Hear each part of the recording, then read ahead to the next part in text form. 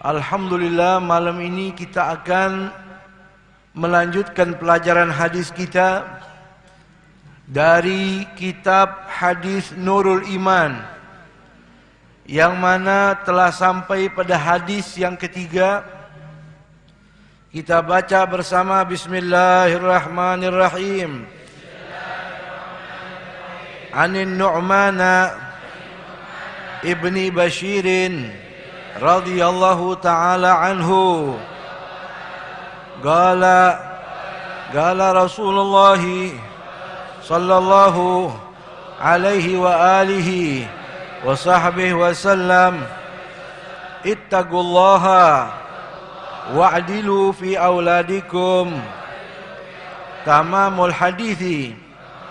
Qala atabi abi ila Rasulillahi sallallahu alaihi wa alihi wa sahbihi wa sallam, faqala inni nahaltu ibni hadha gulaman kana li, faqala akullu waladika nahaltahu mithla hadha, qala la, qala ittaqullaha wa'dilu fi auladikum. Qala an-Nu'manu faraja'a abi fi tilka sadaqah. Rawahul Bukhari wa Muslim. Artinya dari Imam Abu Hurairah radhiyallahu anhu, Rasulullah sallallahu alaihi wasallam bersabda, bertakwalah kepada Allah Subhanahu wa taala dan berlaku adillah kepada anak-anakmu. Hadis lebih lengkapnya, suatu ketika ayahku membawa aku menemui Rasulullah sallallahu alaihi wasallam sambil berkata, sesungguhnya saya telah memberi anakku ini seorang budak milikku. Kemudian Rasulullah SAW bertanya, apakah setiap anakmu kamu beri seorang budak seperti dia? Ayahku menjawab, tidak. Rasulullah SAW bersabda, bertakwalah kepada Allah Subhanahu wa ta'ala dan berlaku adillah kepada anak-anakmu. Nu'man berkata, kemudian ayahku mengambil kembali sedekah budak tersebut. Hadis riwayat Imam Bukhari dan Imam Muslim. Ma'asyiral hadirin hadirat rahimakumullah. Hadis ini hadis yang ketiga dari rangkuman hadis Nurul Iman yang dirangkum oleh Sayyidil Habib Umar bin Muhammad bin Salim bin Hafidh. Semoga Allah panjangkan usia beliau, Allah kabul hajatnya, dan Allah jadikan kita kesayangannya dunia akhirat. Hadis ini berbicara persoalan keadilan dari bapak kepada anaknya. Bahwa di dalam agama Islam, Islam mengatur bagaimana seorang ayah agar menjadi ayah yang bijak. Seorang ibu menjadi ibu yang bijak. Ayah dan ibu bersifat adil dan bijaksana kepada semua anak-anaknya, menyamaratakan. Sehingga hadis ini, saudara hadirin hadirat rahimakumullah, insyaallah hikmahnya banyak buat kita para orang tua dimanapun berada. Amin, Allahumma amin. Kita lihat hadis ini diriwayatkan oleh Imam An-Nu'man ibnu Bashirin. Sedikit jikalau kita ingin tahu siapa itu beliau Nu'man bin Bashir. Imam Nu'man bin Bashir adalah seorang sahabat Rasul, anak dari sahabat Rasulullah sallallahu alaihi wasallam juga. Jadi beliau sahabat, ayahnya juga sahabat. Imam Nu'man bin Bashir dijuluki dengan nama Aba Abdillah. Namanya Nu'man bin Bashir bin Sa'ad Al-Khazraji Al-Ansari. Beliau asli orang Madinah. Beliau ini, saudara hadirin hadirat rahimakumullah, seorang anak yang namanya dicatat dalam sejarah, yaitu anak yang pertama lahir dari kaum Ansor setelah hijrahnya baginda Nabi kita Muhammad SAW. Andai kata saudara hadirin hadirat ingin mencatat, ada 3 anak di antara beberapa anak sahabat yang diistimewakan oleh Islam. Yang pertama, awwalu waladin wulida fil Islam alal itlaq ismuhu Abdullah bin Umar. Bayi pertama yang lahir di dalam agama Islam secara mutlak yaitu Abdullah bin Umar, anak daripada Sayyidina Umar ibnul Khattab radhiyallahu an.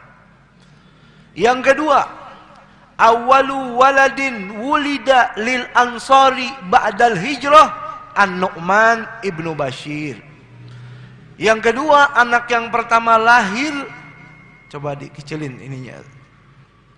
Yang kedua, anak yang lahir dari kaum Ansor pertama kali setelah hijrahnya Nabi sampai di kota Madinah, menginap di Madinah 14 bulan baru duduk di Madinah, lahir bayi pertama dari kaum Ansor, orang-orang Madinah, namanya Nu'man bin Bashir, perawi hadis yang malam ini kita baca hadisnya. Anak yang ketiga, awwalu waladin wulida lil muhajirina ba'dal hijrah Abdullah bin Zubair. Yang ketiga, anak kecil pertama kali yang lahir dari kaum muhajirin yang ikut Nabi hijrah ke kota Madinah, yaitu Abdullah bin Zubair. Ini tiga-tiganya sahabat Nabi. Mereka hidup di zaman Nabi masih kecil. Contohnya perawi hadis ini namanya Nu'man bin Bashir. Beliau mengalami kehidupan Nabi tidak lama, kurang lebih 8 tahun lebih 7 bulan. Setelah itu Nabi meninggal dunia. Jadi kumpul sama Nabi kurang lebih 9 tahun saja. Sehingga saudara hadirin hadirat rahimakumullah, ketika seorang anak yang bernama Nu'man bin Bashir lahir, ibunya gembira.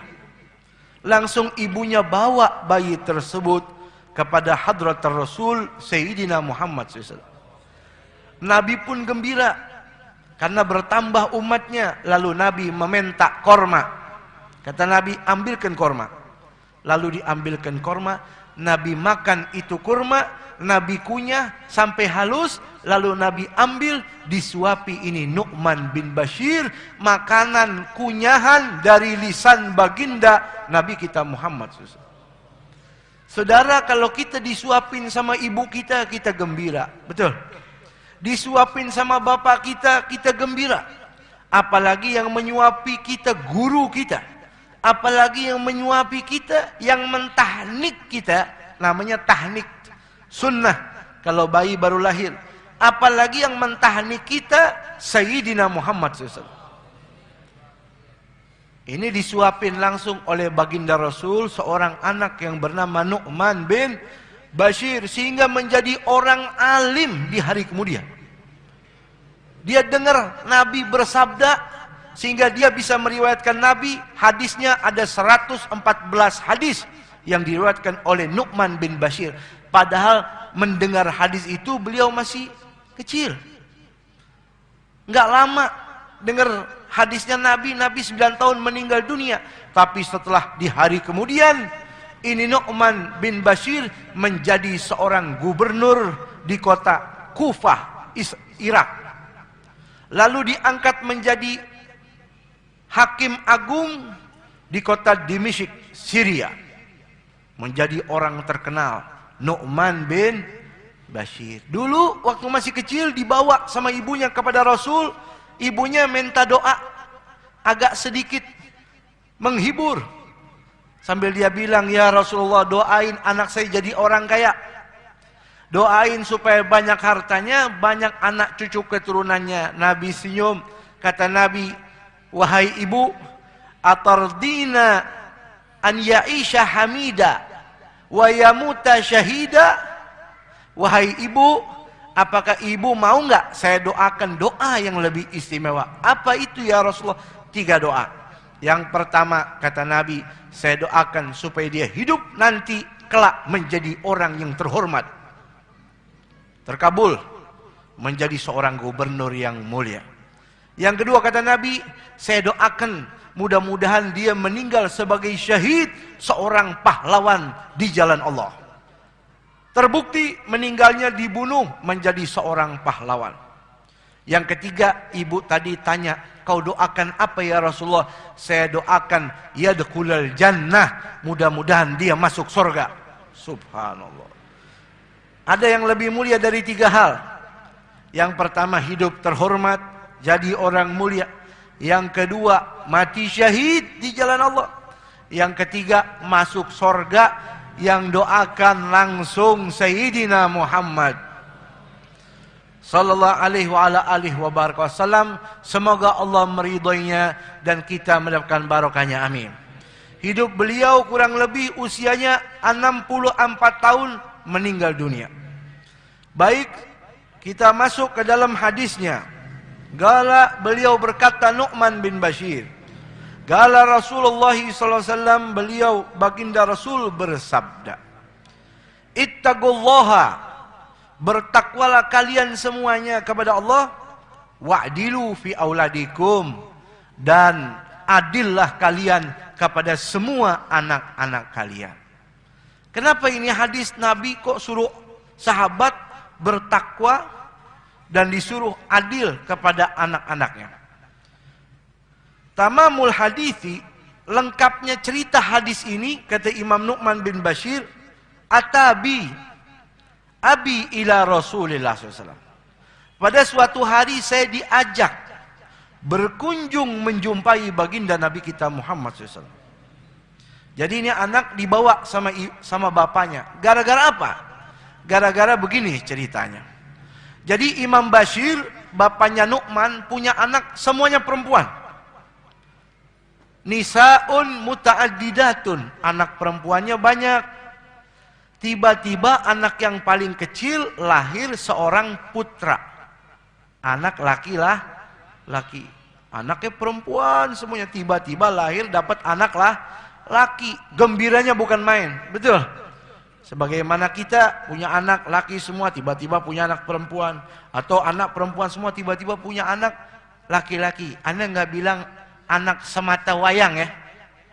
Anak semata, ya bukan. Anak nggak ada semata wayang.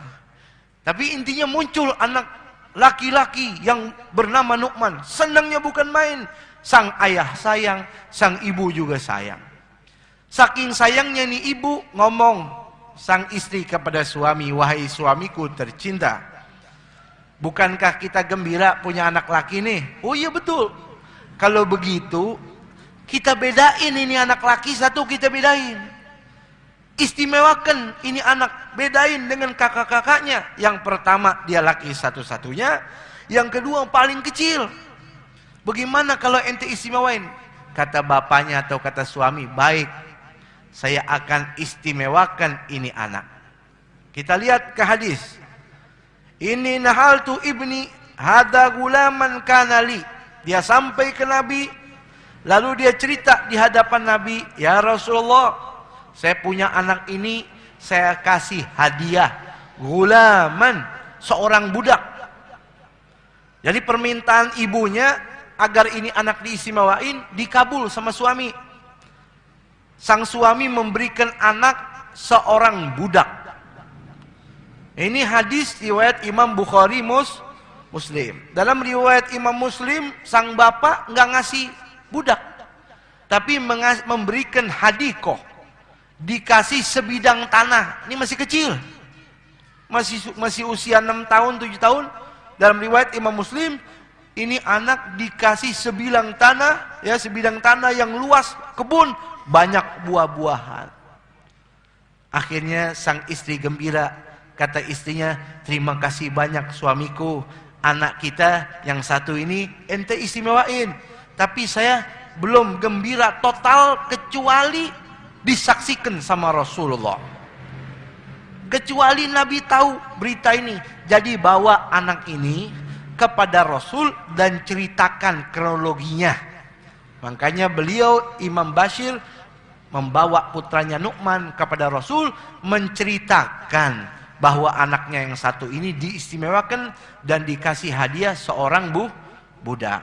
Lalu Nabi bertanya, faqala, Nabi bersabda, aqulu waladika, apakah semua anak-anakmu? Nabi tahu anaknya banyak. Apakah semua anak-anakmu nahal tahu, tahu, kau berikan anak-anakmu semuanya rata, mitlah hada, seperti yang ini nih. Kamu kasih budak, atau riwayat yang lain kamu kasih sebidang tanah, ada riwayat yang lain hadiah, tidak disebut. Nggak disebut budak, nggak disebut kebun, nggak disebut tanah, tapi disebut riwayatnya hadiah. Kata Nabi, ini anak kamu kasih, yang lain dikasih nggak? Qala la, kata sahabat Bashir, tidak ya Rasulullah. Nah ini mulai ada jawaban. Maka Nabi bersabda, ittaqullaha, kalau begitu bertakwalah kamu wahai Bashir kepada Allah. Kalau ada waw jamaknya berarti buat kita ini semua. Antum lihat ada waw jamaknya enggak? Ada waw jamaknya enggak? Coba antum lihat, ada televisi tuh. Coba antum lihat. Qala la, qala ittaqullaha.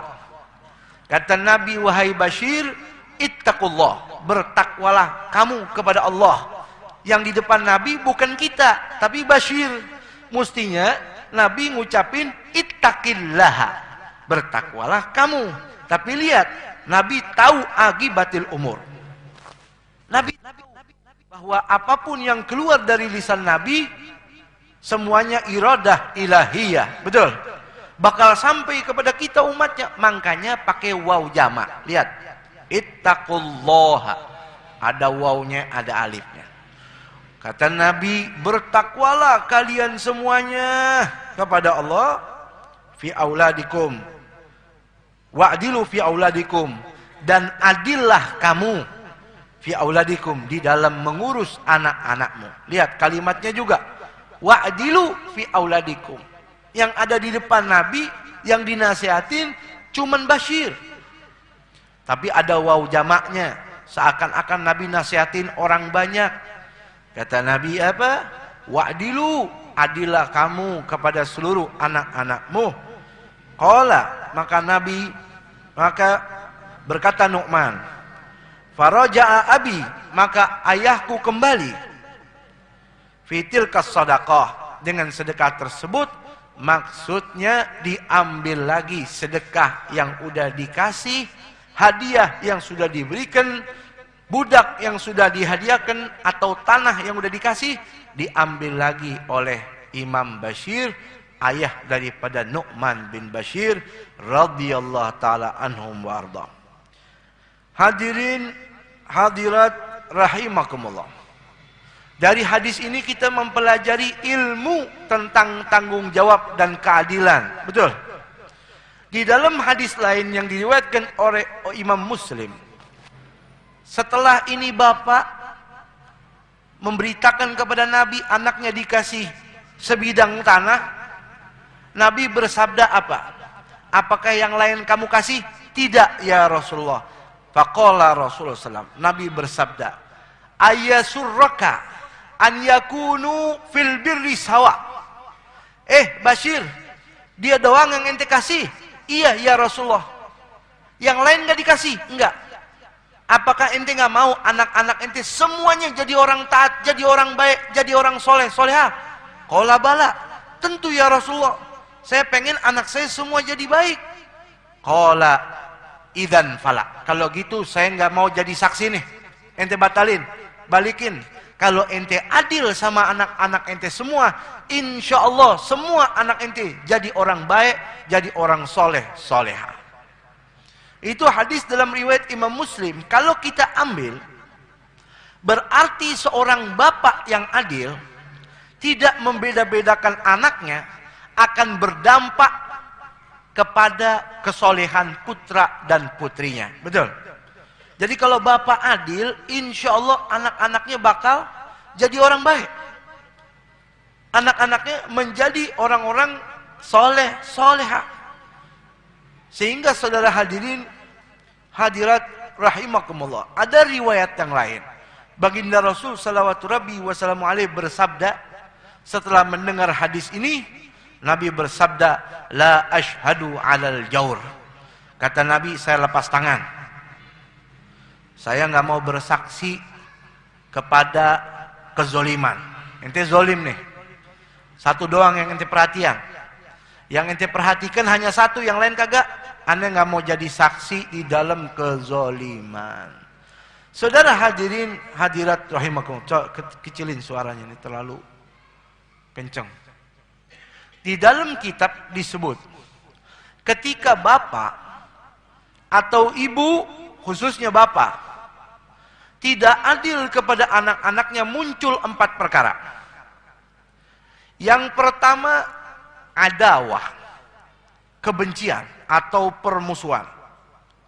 Saya ulangi, ketika seorang ibu, terutama bapak, dia tidak adil kepada putra-putrinya, akan berdampak kepada 4 hal. Yang pertama, adawah, permusuhan. Permusuhan terbagi 2. Ada ajilah, ada ajilah. Ada permusuhan muncul saat itu, ada permunculan muncul di hari kemudian setelah bapak ibunya mati. Saya ulangi, muncul permusuhan fil ajilah. Hari itu, bulan itu, minggu itu, ketika bapaknya masih hidup, muncul permusuhan. Apa kata anaknya? Ini bapak tidak adil. Betul? Sehingga dia bermusuhan dengan kakak dan adiknya.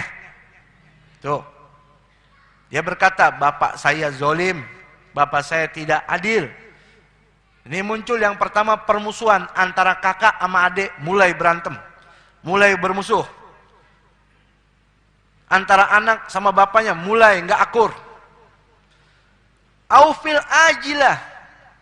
Yang pertama, bapaknya masih hidup, muncul permusuhan. Apalagi anak yang durhaka. Gara-gara bapak yang tidak adil, kebetulan anaknya durhaka, dia selalu berharap, kapan bapak saya mati? Kapan bapak saya sakit, mati, sehingga bisa dibagi. Tuh, gara-gara tidak adil. Atau fil ajilah, permusuhan munculnya nanti setelah bapaknya meninggal. Bapaknya udah dikubur, muncul deh tuh permusuhan satu dengan lainnya. Oleh karena itu, saudara hadirin hadirat rahimakumullah, berbicara soal warisan tidak boleh ditutup-tutup. Tidak ada istilah tanahnya masih basah, tidak boleh. Kenapa? Ketika tidak diatur, akan muncul adawah, permusuhan, orang tua akan menangis di alam kubur. Jadi bukan ungkapan kiai, ustadz, tokoh agama tentang warisan itu. Bahkan kata Nabi, Anda kalau tidur tidak tulis wasiat, lalu setelah Anda tidur tadi tidak bangun, meninggal dunia, keluarga Anda bertengkar, Anda dosa di hadapan Allah. Sehingga ulama zaman dulu, mereka tulis di kertas seluruh wasiat, warisan, ditaruh di bawah bantal. Setiap tidur, dia pergi kemana, di bawah itu wasiat. Andai kata dia tulis wasiat di dalam ilmu fikih, Nabi melarang seseorang memberi wasiat lebih daripada sepertiga hartanya kepada salah seorang anaknya. Ini anak saya, dia begini dan begitu, saya kasih khusus untuk dia sekian. Saya wasiat nih. Tapi lebih dari sepertiga seluruh hartanya dia dilarang oleh Rasulullah. Kenapa? Dikhawatirkan sama Nabi, kalau dia meninggal dunia, anaknya pada jadi orang-orang miskin. Kata Nabi, saya berharap kalian meninggal dunia tidak ribut, dan anak-anak kalian la yatakaffafuna 'anin nas, tidak ngemis kepada manusia. Jadi bukan hal sepele. Makanya hal seperti ini diperhatikan sama Nabi. Yang lain nggak dikasih, dia doang. Saya nggak mau bersaksi atas kezoliman. Masya Allah. Itu yang pertama, adalah. Yang kedua, wahsyah, rasa takut.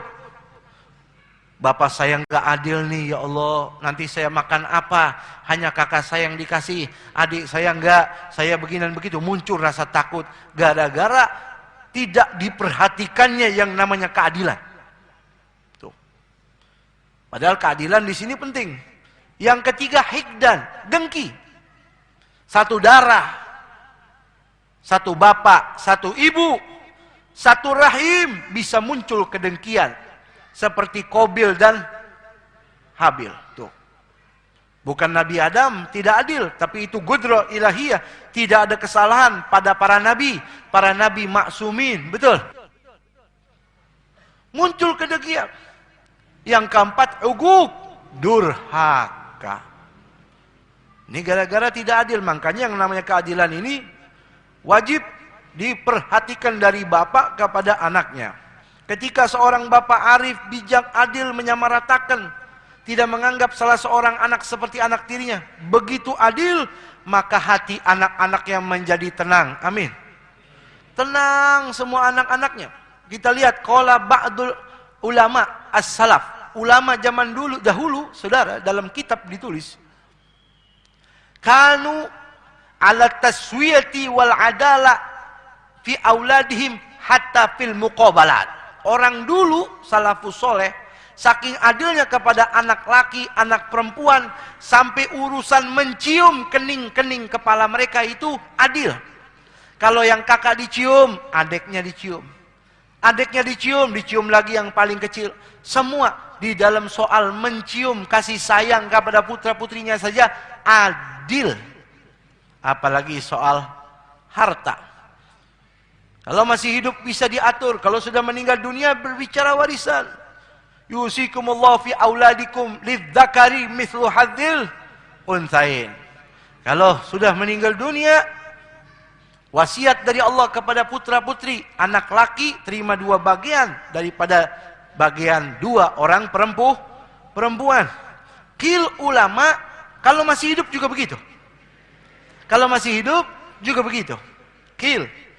Oleh karenanya yang namanya orang tua, saudara hadirin, kalau bicara hadis, apa yang sudah dikasih boleh ditarik lagi, apalagi di situ ada kezoliman. Contoh hadis ini. Ini sang bapak sudah ngasih budak, betul. Tapi diambil lagi. Qala ba'dul ulama, al-aidu min hibatihi kal-aidu ala qai'atihi. Seseorang yang udah ngasih diambil lagi seperti orang muntah diminum lagi. Kata ulama, diperbolehkan dalam masalah seperti ini. Dari bapak ngambil lagi kepada anak, udah dia kasih, dia tarik lagi. Malah belum dia kasih. Belum ngasih pun kalau bapak mau ngambil hak anaknya boleh. Ada anak nangis-nangis datang kepada Rasulullah. Dia berkata, ya Rasulullah, bapak saya ini tidak adil, tidak bijak. Kenapa? Duit saya diambil, harta saya diambil, makanan saya diambil. Apa jawaban Nabi? Anta wa maluka li abika. Kamu, harta kamu, jiwa raga kamu milik bapak kamu. Jangan komplain. Tuh. Apalagi ini udah hadiah. Belum ngasih hadiah, diambil harta kita sama bapak, nggak masalah. Apalagi hadiah. Ada di situ al-jawr wal-dzulum, ada kezaliman. Kalau dikasih nanti yang lain nggak, bakar ribut, ambil lagi, nggak apa-apa. Lalu untuk apa baginda Rasul ini, saudara hadirin, ya, kalau bicara hukum, dalam mazhab Imam Syafi'i dan imam-imam lainnya, masalah seperti ini tidak adil kepada anak, hukumnya tidak haram. Dengan dalil hadis-hadis yang sahih, hukumnya makruh. Lalu untuk apa Nabi mengutarakan hadis ini berbicara tentang keadilan? Karena Nabi melihat kepada akibatul umur yang tadi saya bilang. Nabi tahu umatnya nanti bakal ribut. Ada yang satu dapat bagian, yang satu tidak. Zolim. Nabi udah pikirin, dan Nabi mengingat tentang Nabi Allah Yusuf dan saudara-saudaranya. Nabi Yusuf nabi, betul. Bunyamin adiknya. 11 saudara. Kenapa Nabi Allah Yakub alaihissalam membeda-bedakan antara Nabi Yusuf dengan yang lainnya? Karena banyak riwayat. Di antaranya, Nabi Yusuf ini orang istimewa. Ketika ibunya Nabi Yusuf hamil, itu Nabi Yakub setiap hari berdakwah. Sehingga orang-orang penyembah patung semuanya marah kepada Nabi Yakub. Mereka teriak di kampung, Tuhan, Tuhan kita murka kepada Yakub. Saksikanlah wahai warga kampung, itu Yakub istrinya lagi hamil nanti kalau lahir bakal mati. Maka saudara hadirin hadirat rahimakumullah, ketika istri Nabi Allah Yakub mau melahirkan, hampir meninggal dunia. Penyembah patung sekampung gembira. Ditunggu nih, yang menang siapa? Tuhan Yakub apa Tuhan kami patung-patung? Ternyata saudara hadirin hadirat rahimakumullah, ketika Nabi Allah Yusuf lahir, beliau hidup, ibunya juga hidup, patung-patung yang ada di kampung semuanya tersungkur kebakar dengan sendirinya. Maka Nabi Allah Yusuf sangat disayang oleh Nabi Allah Yakub, sang ayah yang cinta kepadanya. Oleh karenanya dibedain. Itu yang pertama. Yang kedua, Nabi Allah Yusuf dikasih wajah begitu tampan oleh Allah. Sempurnanya, indahnya bukan main. Sehingga Nabi Yusuf ini dikasih baju, yang lain nggak dikasih baju. Baju apa yang dikasih oleh Nabi Allah Yakub? Baju dari Nabi Allah Ibrahim. Dari Nabi Allah Ismail. Jadi Yusuf bin Yakub bin Ishak, bin Ishak bin Ibrahim. Nabi Ibrahim punya anak dua yang jadi nabi. Nabi Ismail dan Nabi Ishak. Nabi Ismail mengeluarkan zuriyah Nabi kita Muhammad SAW. Nabi Ishak punya anak Yakub, punya anak Nabi Yusuf. Nabi Yusuf dikasih baju. Wahai anakku, kamu saya kasih sabuk, saya kasih baju khusus. Baju apa wahai bapak? Dikeluarin. Ini baju tidak bapak kasih kepada saudaramu. Ini baju bapak dapat dari bapak saya, Yakub, Ishak dari Ibrahim, Ibrahim dari bapak-bapaknya, sampai itu baju dari Nabi Adam. Nabi Adam dapat baju ini dibawa dari surganya Allah Subhanahu. Dan baju ini kamu harus jaga ya. Karena baju ini akan turun kepada anakmu, turun, dan akan dipakai oleh Nabi akhir zaman bernama Muhammad SAW.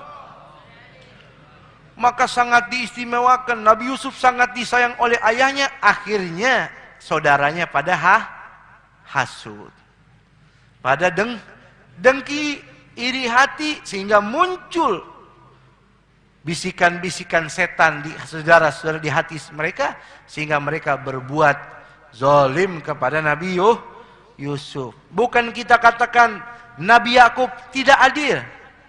Tidak ada yang salah pada mereka para anbiya wal mursalin, karena mereka itu dilindungi oleh Allah. Tapi kita ini makanya bersifat adil. Sehingga saudara hadirin hadirat rahimakumullah, adalah kata Imam Syafi'i tidak haram. Kalau orang tidak bijak, tidak adil kepada anaknya, tidak haram, tapi makruh. Kecuali dalam beberapa hal. Contoh tadi Nabi Yusuf diistimewakan oleh sang ayah. Kenapa? Sang ayah tahu ini anak punya kelebihan. Betul. Ada lagi Sayyidina Abu Bakar Siddiq. Dia mengistimewakan satu anaknya, yang lain nggak begitu terlalu diperhatikan. Siapa yang paling diistimewakan? Sayyidatna Aisyah, istrinya Rasulullah. Makanya sangat disayang oleh Sayyidina Abu Bakar Siddiq. Di antaranya Sayyidina Umar Ibn Khattab. Bukan tidak adil, itu orang yang paling adil. Tapi Sayyidina Umar paling sayang kepada anaknya yang bernama Asim. Panjang ceritanya. Intinya, hukum di dalam mazhab Imam Syafi'i tidak adil kepada anak, tidak haram. Tapi hukumnya makruh.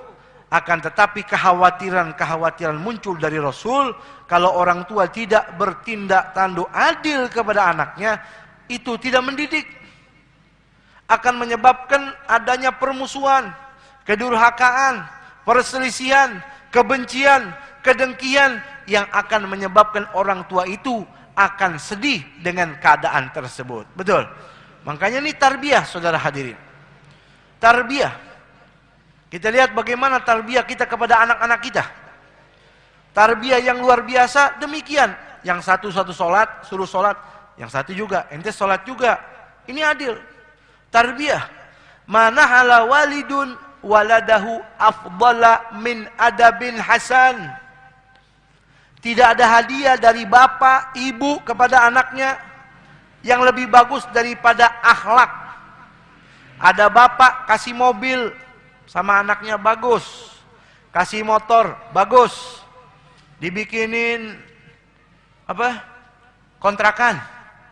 Betawi nggak jauh sama kontrakan, betul? Gembira kan? Bagus, kasih hadiah bagus.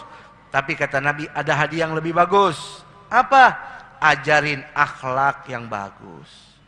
Tunjukkan keadilan, kearifan. Imam Sa'id Ibnul Musayyib tiap tahajud, tiap malam tahajud. Kalau beliau sholat, anaknya bangun melek. Sini nak, duduk. Dilihatin tuh bapaknya sholat. Setiap malam begitu. Sampai sang anak semakin dewasa tanya, wahai bapak, apakah bapak enggak capek? Tiap malam enggak tidur, tahajud, enakan tidur. Apa kata bapaknya? Ya waladi, la azidanna fi sholati roja'an an yahfadhakallah. Hai anakku, kamu harus tahu ya. Tadi bapak sholat banyak ya, besok lebih banyak lagi nak. Tujuannya apa pak? Tujuannya agar Allah melindungi kamu wahai anakku. Jadi bapak semakin baik, anak insya Allah semakin baik. Jangan bersandar kepada Nabi Nuh. Dia seorang Nabi bib. Anaknya tidak ikut. Siapa Nabi Nuh? Siapa kita? Betul. Tapi kata ulama, ma fil aba fil abna. Apa yang ada sama bapak, turun sama anak. Kalau bapak tidak sholat, bapak menipu, bapak durhaka kepada bapaknya, kepada kakeknya, ingat, anak anda akan berlaku lebih busuk daripada anda. Biru aba'akum, tabarrakum abna'akum. Bakti kalian kepada orang tua kalian. Nanti kalau kalian punya anak, anak-anak kalian bakal bakti kepada kalian. Wa'ifu taifani sa'akum. Miliki sifat malu. Nanti bini-bini kalian punya sifat malu juga. Ini kita zaman, saudara hadirin, zaman udah mulai rusak nih. Sehingga kadangkala ada anak cium tangan orang tuanya aja nggak pernah. Kita lihat di TV, ada anak bunuh ibunya, banyak. Anak bunuh bapaknya, na'udzubillahimin. Ini anak, saudara hadirin, luar biasa. Makanya zaman yang rusak ini kita didik anak sebaik-baiknya. Adil, bijak, arif. Kata Nabi, sayati ala ummati akhir zaman. Akan datang pada bangsa umatku nanti akhir zaman. La an yu'addibar rajulu jarwan khairul lahu min an yu'addibal waladan. Akan datang zaman orang lebih ngurus anak anjingnya daripada anaknya sendiri. Anjing dibawa tidur. Kita naik mobil, lampu merah berhenti. Buka kaca, samping kita mobil Mercy bagus. Kita lihat manusia sama anjing. Anjing naik mobil. Seminggu sekali dibawa ke salon. Anaknya baunya udah bau minyak zaparon. Dia nggak peduli. Dia piara ayam, piara kambing, piara bebek. Sore belum balik, dicari anaknya. Perempuan gadis cantik lagi. Dibawa orang 2 hari nggak dicari. Nauzubillahimin. Ada nggak yang begitu? Nggak ada. Ada nggak yang begitu? Nggak ada. Di mana beb? Di Tarim Hadramut nggak ada. Saudara, kadang kala bapak asyik sholat subuh, baca wirdul latif, bainal maghrib wal isya. Ya Allah biha, ya Allah biha, ya Allah bihusnil. Baca ratib haddad, ratib atos, enggak tinggal. Hataman Quran, enggak tinggal. Anaknya enggak sholat-sholat, dia enggak bangunin. Anak perempuannya dibawa laki-laki yang bukan mahramnya, enggak peduli. Baju sobek, bingung. Kancing copot, bingung. Pasang yang benar. Robek, tambel. Pakaian anaknya perempuan, ya Allah, yang udah balik usia di atas 9 tahun atau di atas 15 tahun, pakaiannya cuma tali doang. Tali doang. Padahal bapaknya duitnya banyak. Aneh nggak nyinggung-nyinggung ya. Perempuan di sini mah nggak ada yang begitu. Ada nggak? Ada nggak? Ente diam dulu nih ibu-ibu nih. Suara ada, wujud nggak ada. Kalau ada pengajian rapi. Kalau ya insya Allah dah di luar mah rapi juga, amin. Tapi ini saudara tanggung jawab. Ya, kata Nabi akhir zaman orang lebih ngurusin anak anjingnya daripada anaknya sendiri. Sayang sama binatang piaraannya, sama anaknya kagak. Kata Habib Umar bin Muhammad bin Salim bin Hafid. Anda hati-hati. Khususnya Anda yang suka nasihatin orang, tokoh masyarakat. Anda bisa nasihatin orang. Kenapa? Mungkin Anda dapat pujian. Setelah Anda sampai di rumah, Anda nggak pernah marah kepada anak Anda ketika tidak sholat. Anda punya tanggung jawab 2 kali di sisi Allah subhanahu wa ta'ala.